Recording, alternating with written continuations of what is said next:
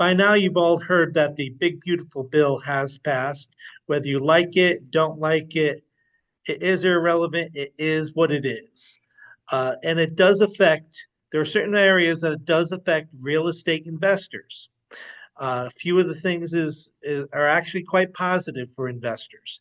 There's higher profits, better leverage, faster return on investment.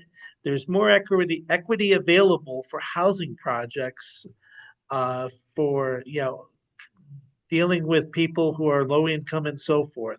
And the SALT cap has also been increased. What that has to do with the way it affects taxes at the state and local level.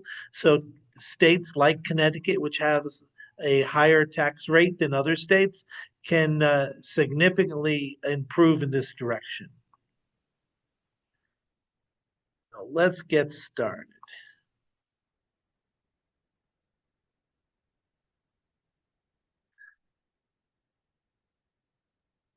Hold on. Okay. So let me move my little face down here. That might be a little better. How does the big, beautiful bill help real estate investors? Like I said, higher profits, better leverage, faster return on investments, more money for projects, and stronger salts. First of all, we start with my disclaimer. Ed Bemke, me, is not a CPA or a tax attorney. The information provided is for general information purposes only and should not be considered legal, financial, or tax advice.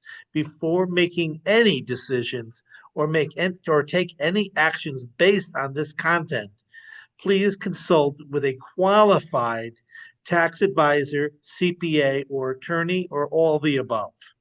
This material is not intended as an endorsement or the opinion of any specific law or regulation, but rather as a discussion of potential implications for real estate transactions. Always verify the information with a licensed professional before action is taken. Key benefit for real estate investors. Uh, we'll start with the QBI, which is the qualified business income. It's passed and the deductions have become permanent and they have enhanced or increased. The 20% deduction that was due to expire has now been made permanent and it is increased from 20 to 23%. And this has different broad aspects of it, and and you have to you're basically depends on how you're investing. Normally, you're going to have an LLC, a partnership, or class Series S corporation, which can take advantage of these deductions. Uh, Basically, the 23% now it takes your net annual income and it's deducted and the deduction is permanent, which basically means you're only instead of paying your taxes on 100% of your net income, you're now paying only 77% of your net income. This is a significant advantage the more that you're investing. There's a 100% bonus depreciation expansion under the section 179, making it permanent for the first year expenses of eligible assets such as equipment, lease holdings, commercial real estate improvements. The bonus depreciation for real estate and assets can be significant to the investors. This accelerates depreciation, allowing for faster write-offs, improving early year cash flows. Basically, what it's doing is uploading depreciation for many of your expenses, but not all of them.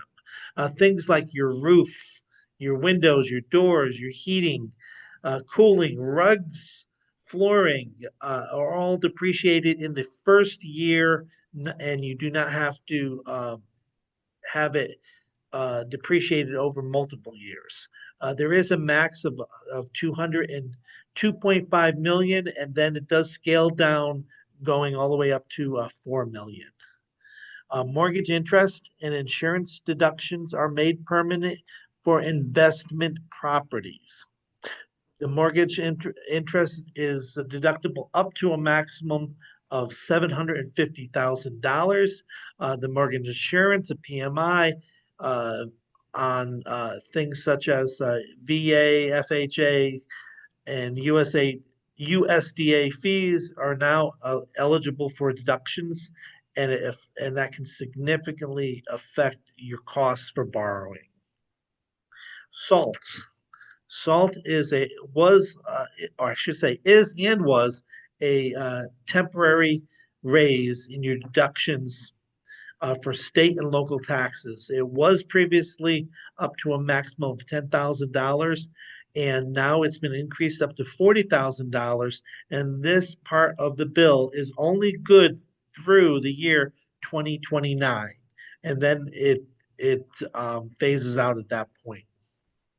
Opportunity zones programs are become permanent, and they've been enhanced in rural areas specifically. So the opportunity zones where they get specific tax benefits for making them available to the general public have been increased and have been made simpler in the process.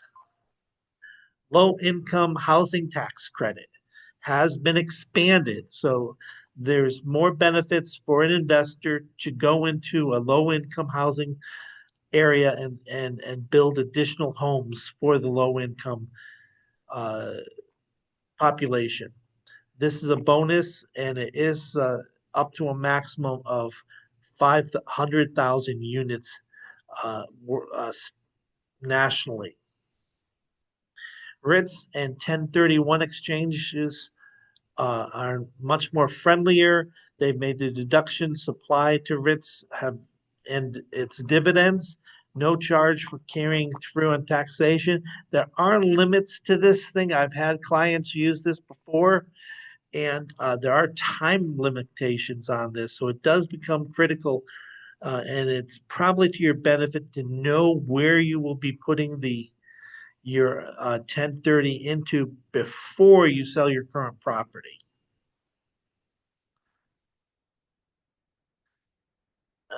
Okay. And I just became stuck. Let's see what's going on. There we go. I am back to my disclaimer again because I want to be safe and I don't want to be sued. Uh, Edward Bemke, is not a CPA or tax attorney. The information provided for the general information purposes only and should not be considered legal, financial, or tax advice. Before making any decisions or taking any action based on any of this content, please consult a qualified tax advisor, CPA, or attorney, or all the above. This material is not intended to endorse or opinionize or on any of the specific laws, aka the Big Beautiful Bill, or any regulations, aka the Big Beautiful Bill, but rather any of this discussion is potentially, basically for its potential impact to the real estate market, real estate transaction, investors, and looking at the positives that are in the bill. Always verify any of the information with your licensed professional before you take any actions. And here I am, Edward Bemke. I'm with the Keller Williams Legacy Partners. Here's my contact information.